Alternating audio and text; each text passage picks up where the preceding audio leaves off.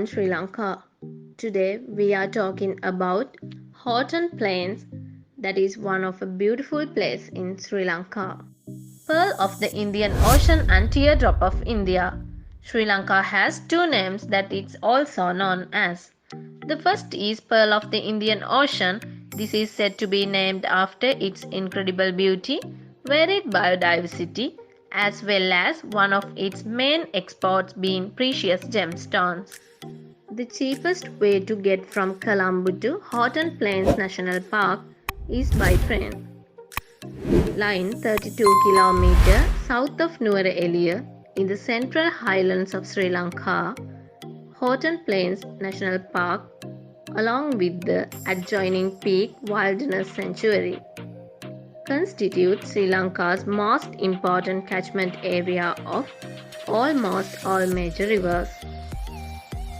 The plains are also of outstanding natural scenic beauty and conservation importance, containing most of the country's wet and montane zones, with the western slopes supporting the most extensive area of montane cloud forest surviving in the country today.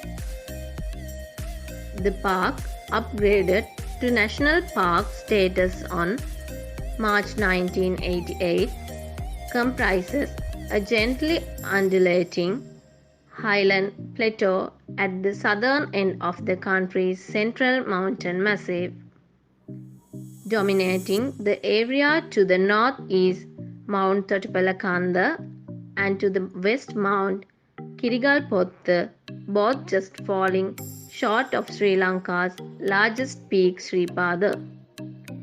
Two escarpments falling from the Houghton Plains have contributed significantly to its awe-inspiring features.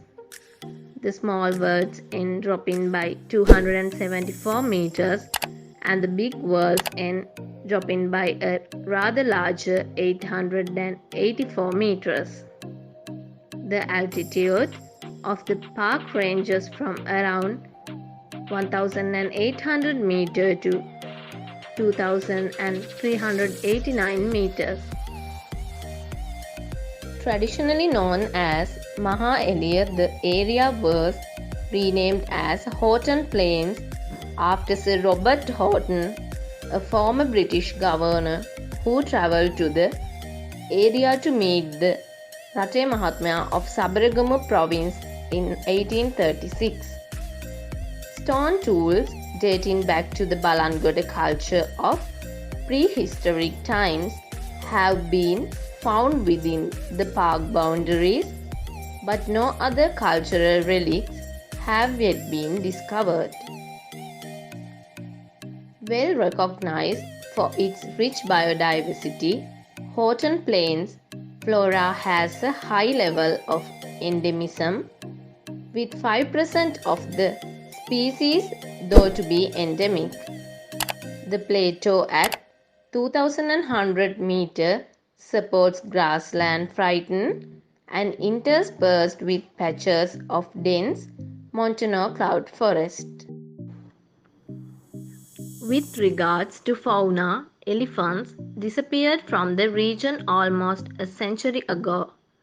Semba deer are a common sight at dusk and in the early morning hours, whilst other mammals occurring in reasonable numbers include the endemic Kellard's long cloud shaw, slender loris, took macaw, purple-faced langur, rusty spotted cat, fishing cat, leopard, wild boar and barking deer.